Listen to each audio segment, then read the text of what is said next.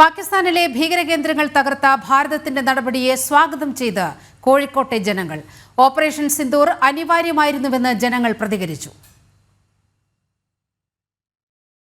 വളരെ നല്ലതാണ്. സ്ത്രീകളുടെ ഓപ്പറേഷൻ സിന്ദൂർ എന്നാണല്ലോ പേരിട്ടിരിക്കുന്നത്. അതുകൊണ്ട് ഞങ്ങൾ സ്ത്രീകളൊക്കെ അഭിമാനിക്കുന്നു, തിരിച്ചടിച്ചതിന് നല്ല അഭിപ്രായമാണ്. സർക്കാരിനെ അനുമോദിക്കുന്നു.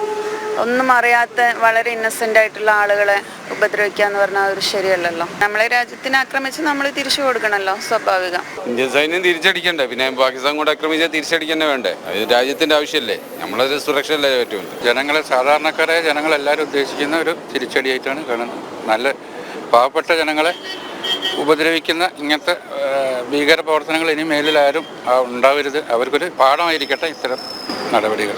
ഒരാവശ്യമായിരുന്നു. അറിയാത്ത ആൾക്കാരെല്ലാം അവർ ആക്രമിച്ചിട്ടുണ്ടായിരുന്നത്. ഇനിയും കൂടുതൽ ചെയ്യാൻ കഴിയട്ടെ എന്ന് വിചാരിക്കും. നമ്മളെ രാജ്യത്തിനെ നശിപ്പിച്ചാൽ പിന്നെ നമ്മൾ വിടാൻ പറ്റുമോ? എന്തായാലും കൊടുക്കുമെന്നുള്ളത് നമുക്ക് ആദ്യം അറിയാലോ.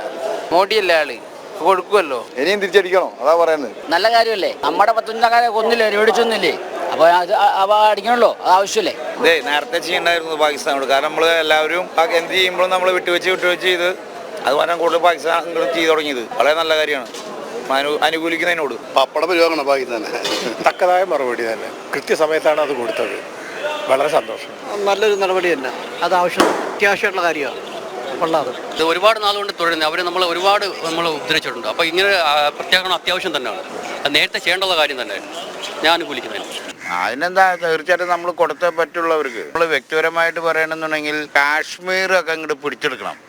ആസാദ് കാശ്മീറൊക്കെ അത് നേരത്തെ നമ്മൾ ചെയ്യേണ്ട തെറ്റാണത്. നമ്മളത് ചെയ്ത് കൊടുക്കേണ്ടതായിരുന്നു നേരത്തെ. അത് ചെയ്ത ആസാദ് കാശ്മീറിന് പിടിച്ചു കഴിഞ്ഞാൽ ഇത്രയും ഭീകര പ്രവർത്തനം നമ്മുടെ ഇന്ത്യക്കകത്തേക്ക് അതിർത്തിയിൽ വരില്ലായിരുന്നു. അതൊക്കെ ചെയ്യേണ്ടതാണ് അവർ.